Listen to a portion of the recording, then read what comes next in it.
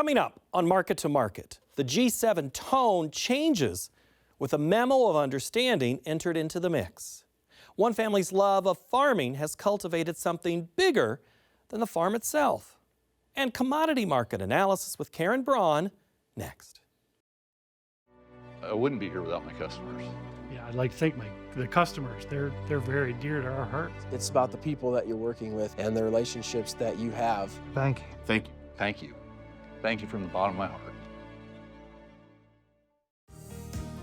Tomorrow. For over 100 years, we've worked to help our customers be ready for tomorrow. Trust in tomorrow. Information is available from a Grinnell Mutual agent today. Support for Market to Market has been provided by a bequest from Philip Leitz of Alta, Iowa, in recognition of public television's commitment to agricultural programming. Market to Market is made possible in part by a grant from the Corporation for Public Broadcasting. This is the Friday, June 19 edition of Market to Market, the weekly journal of rural America. Hello, I'm Paul Yeager. A memo may be the first step to greater stability to the global economic picture. But first, the ripple effects of the past 100-plus days are working their way through the economic reports. The consumer's password appears to be resilience. Retail sales accelerated 0.9% in May as tax refunds provided some cushion for the consumer. Strip out food services, autos, and gas station sales, the number still added 0.7%. Gas prices fell for the third straight week, dipping just below $4 a gallon. A year ago, that average was $3.19. The new Fed chair took a page from his predecessors, holding the key lending rate steady. Kevin Warsh's first FOMC meeting ended in a unanimous vote, with the board citing caution on the inflation fight. And part of that caution stems from U.S. involvement in the Middle East, which heavily influenced two high-stakes meetings between economic superpowers this week. Peter Tubbs reports. This week, the G7 summit in France became the stage for an official pause in the war between Iran and the United States. President Trump signed the memo in Versailles, France, the same city where the peace agreement to end World War I was signed. The 14-point memorandum of understanding ends active conflict, while the details of a permanent agreement are negotiated. Both nations have pledged to retreat from the Strait of Hormuz to allow shipping volumes to return to the levels of March, before the United States began its bombing campaign. Iran will be responsible for demining the strait. President Trump left the door open to a return to bombing if terms are not met. No president in history has ever been tougher on Iran than I have, and they know that. And by the way, if they don't honor the agreement, or some things aren't even mentioned in the agreement, it's a memorandum of understanding, but we have an understanding of certain things without writing it. And if they don't honor that, we'll probably go back to bombing them until they honor it, you know? It's amazing what bombs can do. The memorandum also includes language for a $300 billion spending plan to rebuild Iranian infrastructure lost in the conflict. Crude oil prices saw large drops in both spot and futures prices as the plan emerged.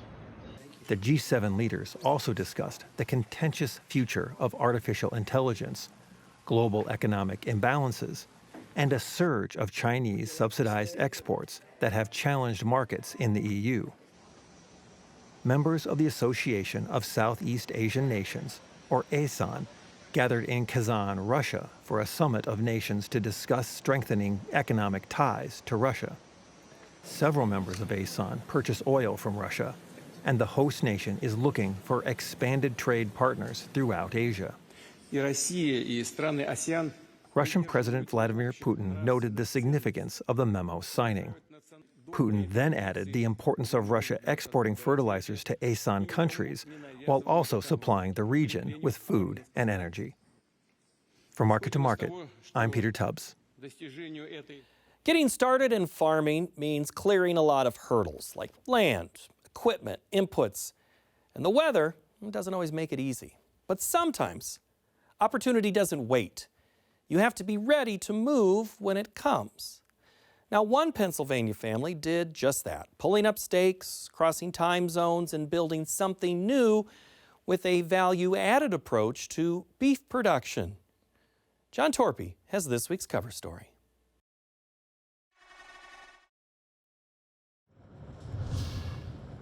A brisk autumn wind greets a herd of limousine bulls and members of the Boyer family on their southern Iowa farm. Jason Boyer and his wife Amy made Iowa their home in the 1990s, venturing away from his family's farming operation in Pennsylvania to pursue their own agricultural vision. When I moved from back here, I wanted to be a place, I liked the crops, I liked the cows, so I was kind of looking for that quote-unquote combination type place. It wasn't going to be the primo crop ground, and it wasn't going to be just pasture. I wanted kind of the combination, because the cows and the crops and the hay and the rotation all can kind of work together as a whole system. Jason Boyer's dream of raising cattle began on a hay farm in Pennsylvania. However, that dream was a difficult one to pursue. Land for farming was hard to come by and even harder to afford. An FFA trip to the Midwest in the mid-'80s gave Boyer a chance to steer his dream in a different direction. I could see what you could buy land for here. You could buy a whole farm here for what a house would cost you back here. After the farm crisis of the 1980s, prices for farmland in Iowa were significantly less than the cost of farm ground in Pennsylvania. Boyer saw this as an opportunity to establish his own cattle operation with enough space to realize his dream. In 1994, with 24 limousine cattle, Jason and his wife Amy moved away from their families in Pennsylvania to their new farm in southern Iowa. With support from family back home, the Boyers began building their new life in Iowa. Looking to set themselves apart from other producers, the Boyers took a value-added approach to their beef production. You know, maybe we only had 50 cows, but if we can take the steers and finish them and sell them at farmers market piece by piece or through beef sticks, that expanded to what, we were adding value to what it was. Seeking to establish themselves outside conventional beef markets, in 2006, the Boyers began producing beef sticks and summer sausage with a unique flavor that can be traced to the Boyers' heritage. The beef sticks is something we grew in our butcher shop that we had back home. We did bologna or a beef stick. We started up at farmers market and we sampled and sampled and sampled. But once you got them people to taste it, that's all it took. Yeah, we've sold them for 15 plus years. We've had the beef sticks around, and us three kids, we grew up going to farmers market 26 Saturdays of the year, and beef sticks was one of our main products. And Caitlin Boyer is the oldest of Jason and Amy Boyer's 3 children. The siblings each have their own stake in the Boyer family farm's operation. With degrees in animal science and marketing, Caitlin helps with making genetic selections for the family's seed stock operation and with marketing decisions for their farm's various products. I really love the genetic side of things, help select matings. Dad, my brother Casey, and I, and Conrad as well, all work together to make sure that we can accomplish all those things. The Boyers believe their investment in the limousine breed is what gives them a market advantage over other breeds. Having trim, lean beef, having heavy muscle and good ribeye shape, having good yield grades, they're all very crucial with, today's market. So I think that's one of the main things with the limousine cattle is not only their heavy muscle shape, but their feed efficiency is also very valuable too. They gain more on less feed, which, is of value to a lot of different cattle producers. Today, the Boyer children run their own herds even though they are mixed together with the one being tended by their dad. This gives them a financial advantage because they can cover input costs in a more efficient way.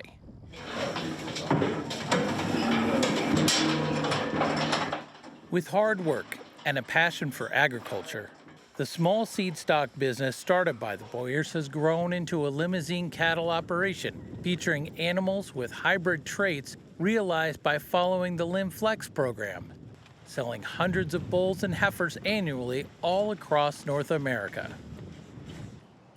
Seeking additional revenue opportunities for the business, in 2001, the family opened Harvest Barn Marketplace.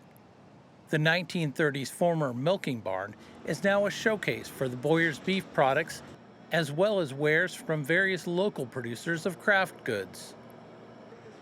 What can be found on the shelves of the Harvest Barn Marketplace can also be found in gift boxes for an online marketplace that reaches across 40 states. What started as a dream 1,000 miles from home has become a multi-generational operation, thriving on the pursuit of possibilities. It's just neat that we all get to work together, building and growing that. We all can see the similar vision. Amy and I, we had got married and moved out here. We had 30 cows, 25 cows, and I guess just a dream or a hope. And, you know, you never know where that road or dream will take you. For Market to Market, I'm John Torpy. Next, the Market to Market report.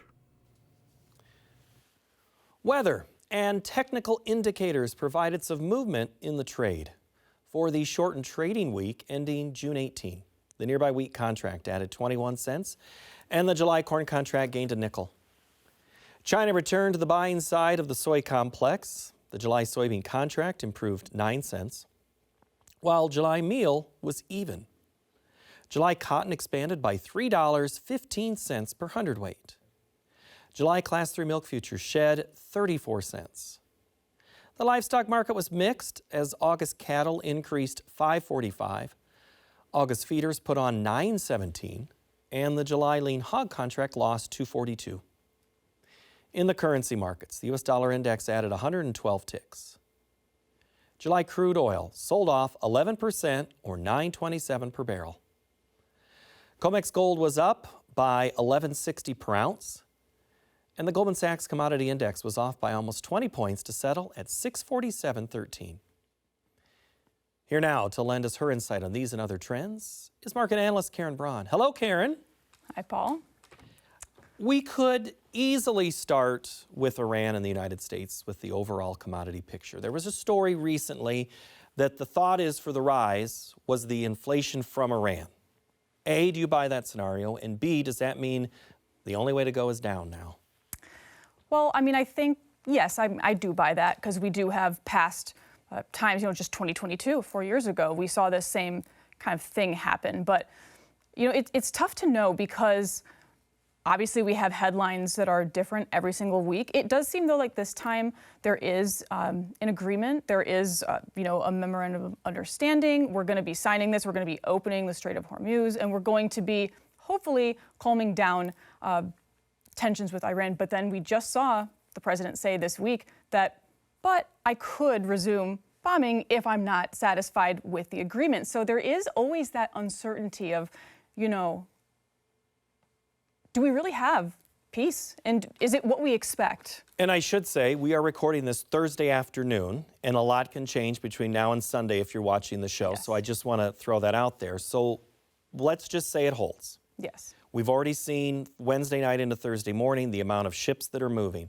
Yes. It's going to take a while for some of that to hit the market and refill stockpiles and re-get things flowing. Let's take it from a commodities angle only. What's the biggest, quickest impact we'll see from normal returning? Oh, man. Well, I think the timing, you have to acknowledge the timing, is because we're now in our weather market for the U.S., and we are mid-June, and that's typically when you can see the corn market in particular peak. So if we do have good weather kind of heading into July. And right now, there are some issues out there, but we don't really have that weather scare story setting up just quite yet. It is still early. It could happen. But, given the time of year, I just think it could be tough. Well, let's maybe put a little weather scare into us for the wheat market specifically, but it's not in the United States. We've already talked about the dryness there. Yes. It's Europe that's now an issue. What's that doing to this market? I think that with Europe, and then especially Australia, because we've seen the talk about them not being able to get fertilizer, the El Nino coming up that's going to keep them really dry, and them cutting acres. Last year in 25-26, we had all of our wheat exporters really just firing on all cylinders, huge world wheat output. But now we've got Europe and Australia now on watch, and the U.S., of course. We know what's going on here. You maybe start to turn the tide a little bit and you say, hey, wait, maybe we're not quite as comfortable as we thought. So there is still a ways to go on this, but I think that that's the biggest difference between today and maybe a year ago.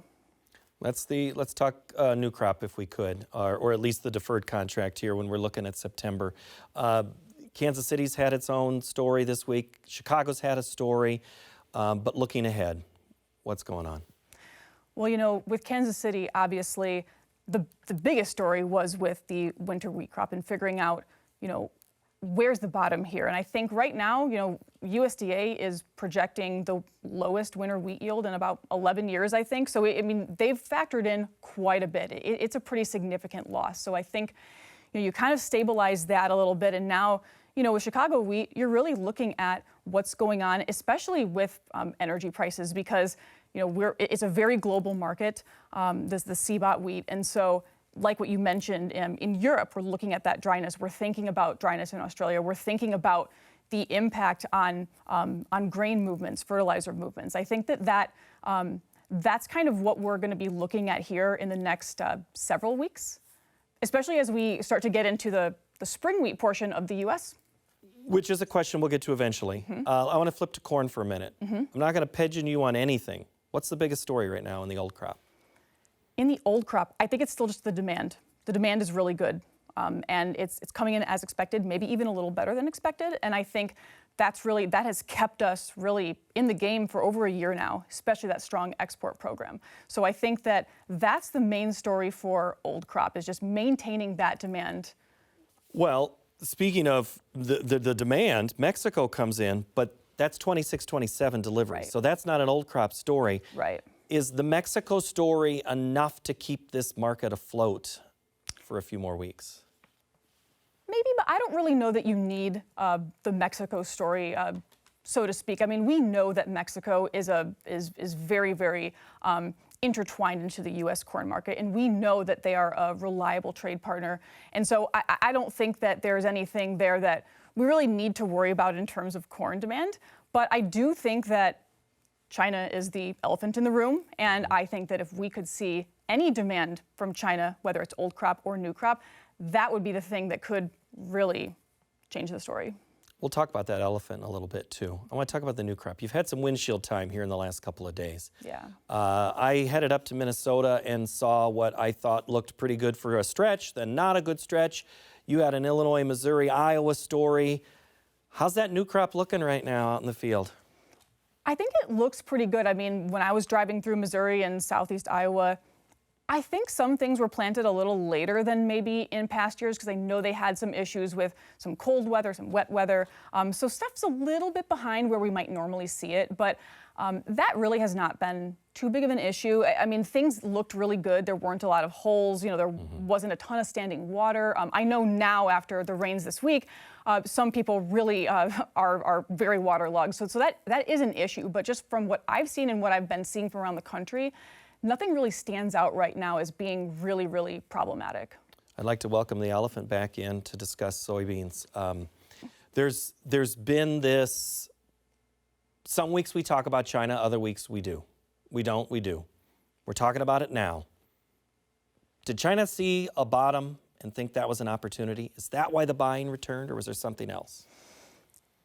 When it's China, you can never say. That's the thing. So, my guess and your guess, just as helpful. But, I think that given that the soybean agreement that we've made with China is based on tonnage and not on, prices, I think that that is actually a more maybe sound conclusion than, say, if you were talking about corn or another commodity where it's just a value-based commitment. So, yeah, China wants to buy cheap beans if they can. They're also looking for goodwill from Trump, and we've seen that over the past, since fall. And so I think that's something that if we continue to see these soybean purchases really come in, I think we're going to start believing more that China is, again, going to live up to the expectation. All right, the elephant goes. Now put that crop scouting hat on that you'll have on very, very soon, because Soybean Trader 88 wants to know off of X here, when we're looking at some of that new crop, could you give your forecast for August weather and your U.S. soybean yield estimate? Well, USDA right now has 53 bushels per acre for beans. That's what we had last year. I have no problem with that right now. We don't even have pods on the plants yet, so that's way too early. But in terms of August, we are, as we know, we've come into El Nino conditions. And when we have El Nino going on in the summer, it's not really a big story for the U.S. per se. But I have looked at some of those analog years. And when you are in an El Nino by August, you do tend to get a little bit cooler. And maybe a little bit more normal to above normal precipitation. July is a little bit mixed. So, July is really big for the corn crop. So if you get a good July, that's wonderful. But El Nino doesn't say much about July. August, maybe a little bit cool and potentially normal precipitation, which will be a really refreshing change from last year. Well, the last 2 years, we've seemed to have shut things off in July and August, and we've just kind of had to limp to the line, but we've also had ridiculously good crops, too. Exactly, but you can, like you saw last year, you had really, really low August rains, but your July rains were really, really strong, and look what happened. I mean, the corn just did phenomenally, and even the beans, and so I think, given that we're planting beans earlier, too, we probably should start looking at July precipitation, too, for beans. Right. I hadn't even thought about it that way. All right, I need some number help here. Cattle on feed came out just before we recorded today on Thursday. On feed for May 1, 102%. Placed, 90%. Fed cattle marketed, 88%. Which numbers jumps out to you the most?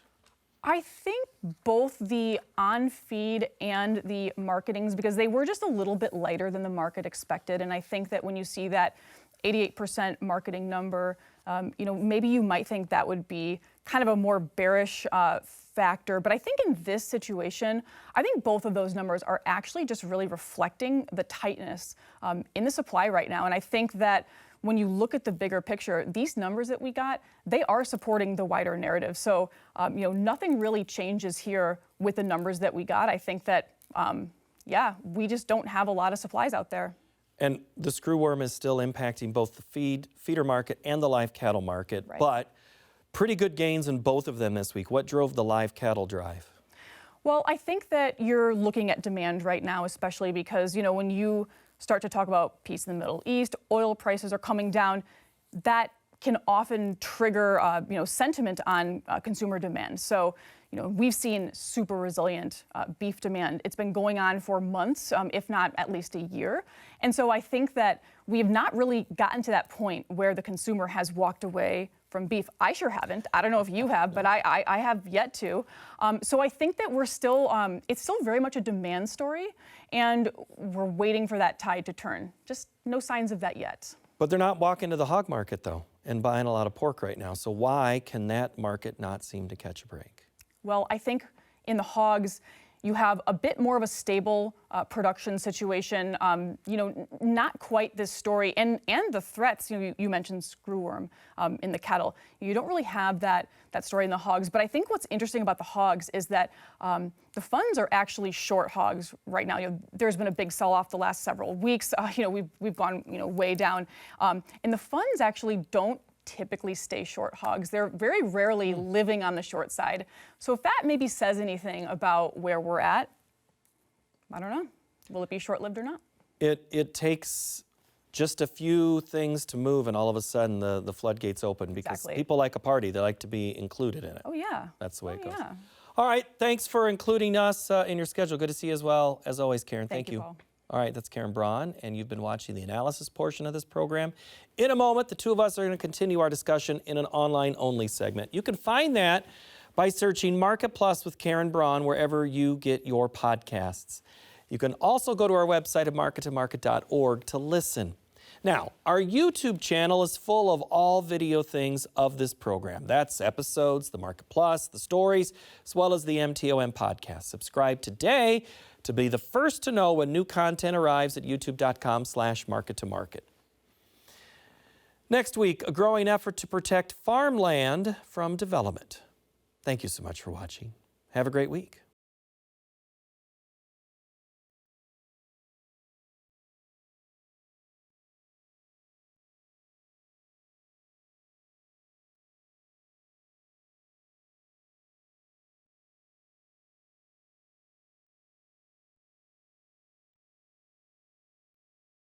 Market to Market is a production of Iowa PBS, which is solely responsible for its content.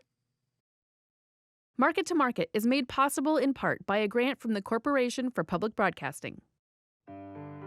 Support for Market to Market has been provided by a bequest from Philip Leitz of Alta, Iowa, in recognition of public television's commitment to agricultural programming. I wouldn't be here without my customers. Yeah, I'd like to thank the customers. They're very dear to our hearts. It's about the people that you're working with and the relationships that you have. Thank you. Thank you. Thank you. Thank you from the bottom of my heart. Tomorrow. For over 100 years, we've worked to help our customers be ready for tomorrow. Trust in tomorrow. Information is available from a Grinnell Mutual agent today.